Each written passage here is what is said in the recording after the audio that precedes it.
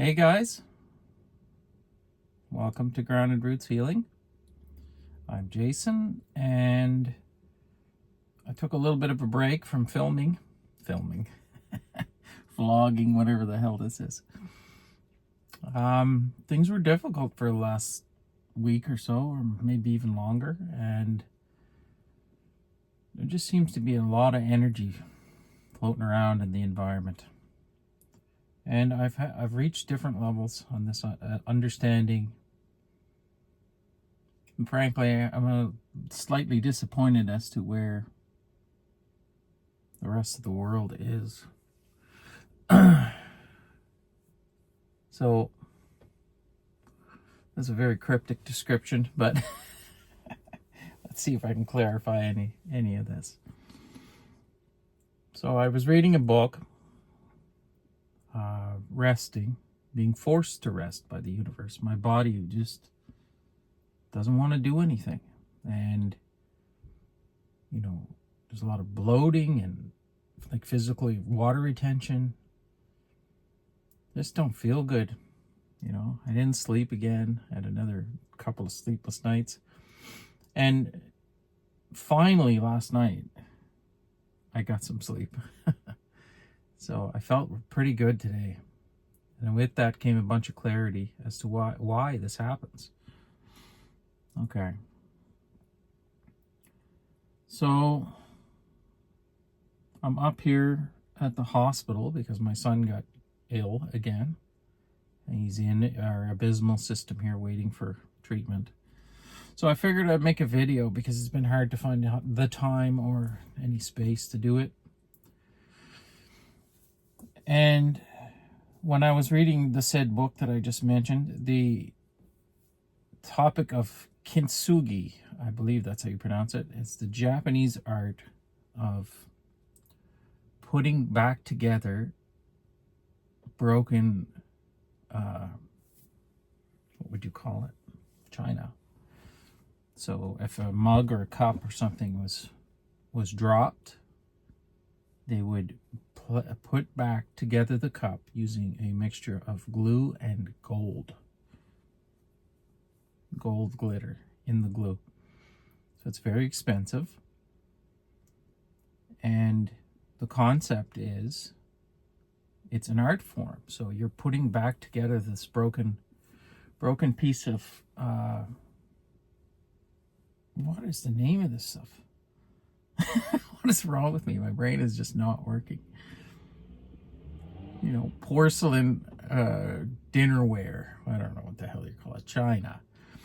And as you put this back together, it becomes more beautiful, even though it's broken. And you take this cup that's been mass produced, and instead of throwing it away, you turn it into something that's more beautiful than it was in the first place.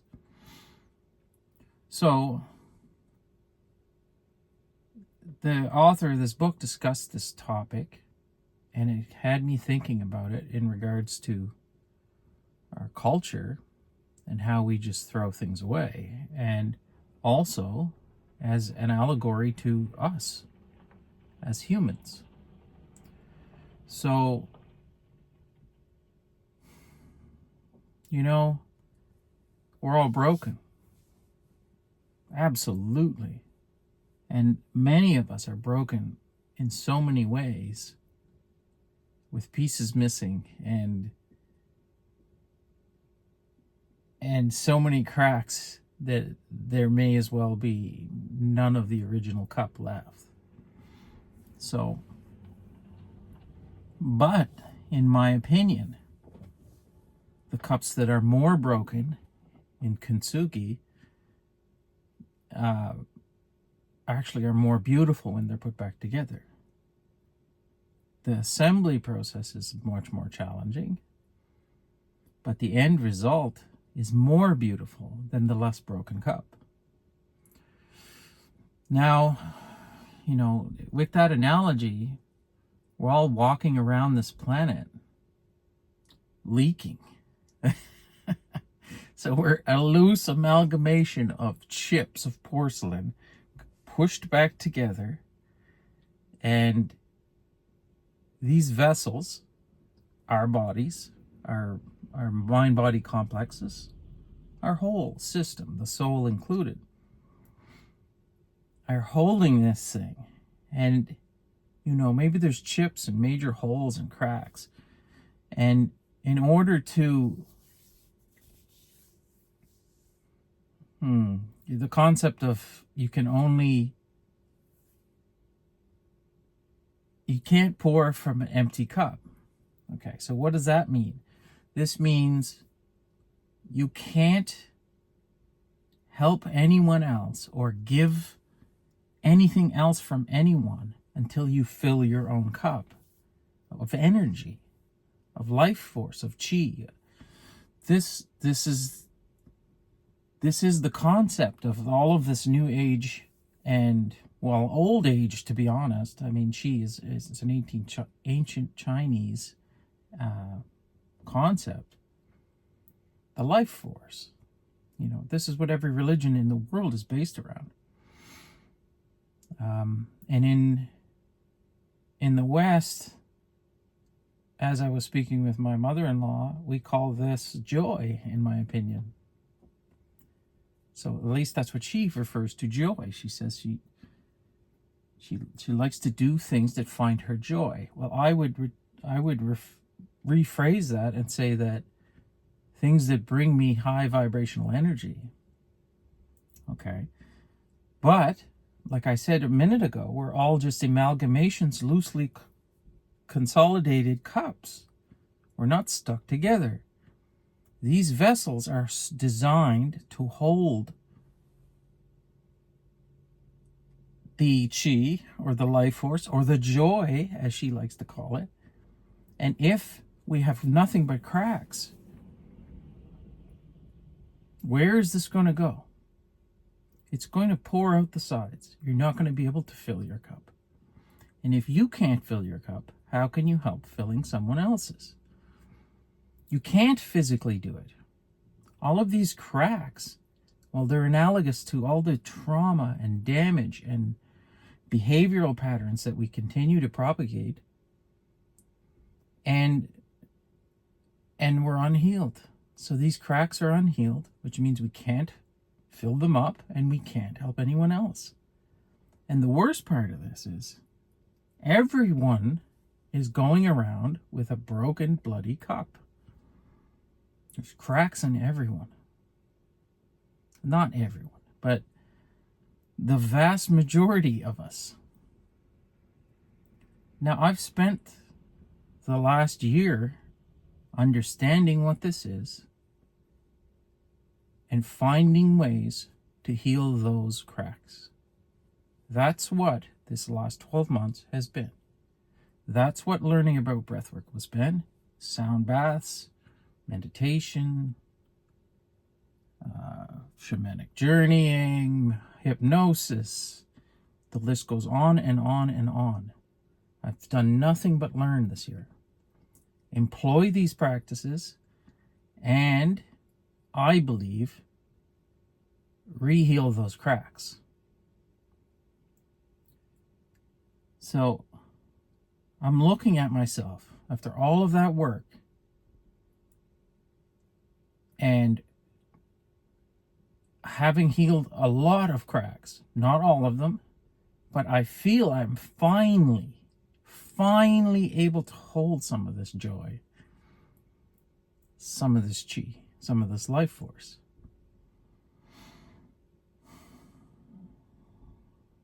After all of that work, and I'm finally able to start. And now, like I just said, the vast majority of us have no less cracks than I do. And to be honest, most people have done zero to heal them. And they don't even know how. They don't even know that they're cracked. They're asleep to it.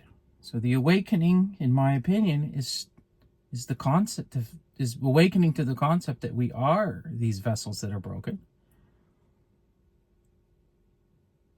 Soul retrieval would be like a lost chip that you go find and bring it back so you can fill that hole. Anyway, really liking this analogy. which just came out of nowhere. And I've done a video about spiritual armor. Well, these vessels, this is our shell. This is what holds the energy in. But unlike a cup, attacks from the outside come through these cracks. So unless those cracks are healed, you're open to attack from the outside. So the spiritual journey is, simply put, Kintsugi.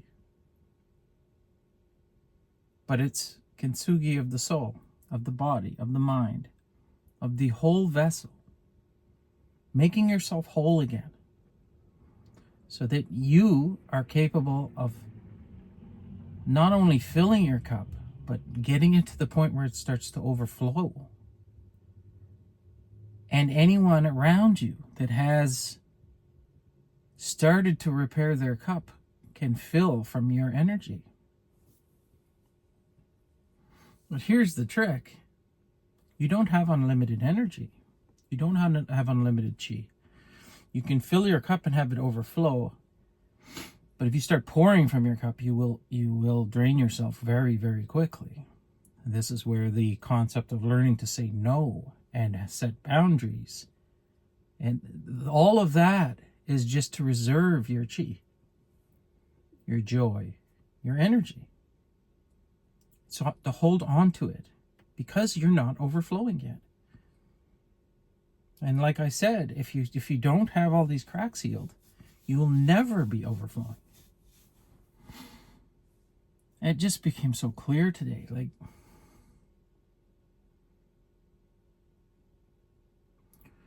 But it also became a little bit depressing, to be fair, because I just went into a store and everybody is asleep. I don't mean that in a mean way. I mean that in a sad way. I mean that they're all broken and they have no idea that that's even the case. I can feel their energy. The more cracks that I heal, the more attuned my vessel gets, and the more easily I can see the dichotomy between myself and someone who hasn't.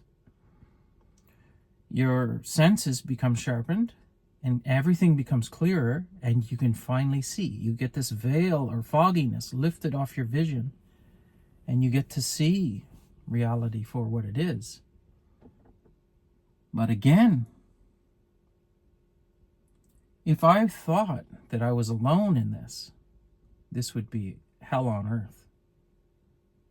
If I thought I was the only one, or this is where it was going to stop and I had to live like this the rest of my life, this would be hell on earth. You're surrounded by people who have no idea, and they're drawn to your energy, and they're literally stealing it without knowing why they're doing it.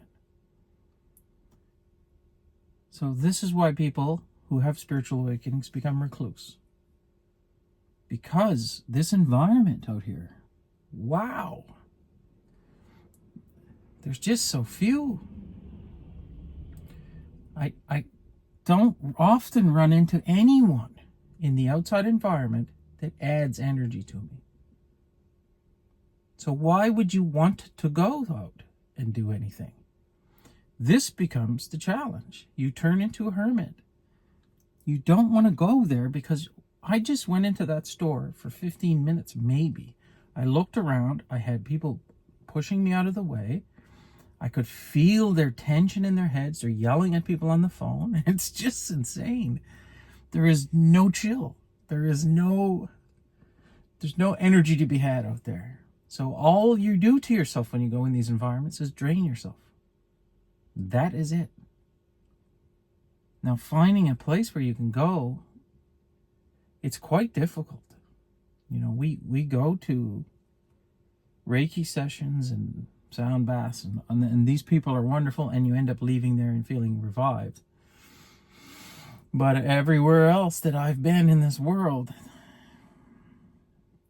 including church, doesn't add. It's a sad state. But like I said, if I had no idea that this was going to get better, I don't know what I would do with this. Fortunately, I'm positive that it's going to. I know there's more of me out there, more people like me. I know it's not just myself and my wife and a handful of other people that we know. It is that way in a sense, but thankfully for the internet, I can find you. And I have been beginning to find you.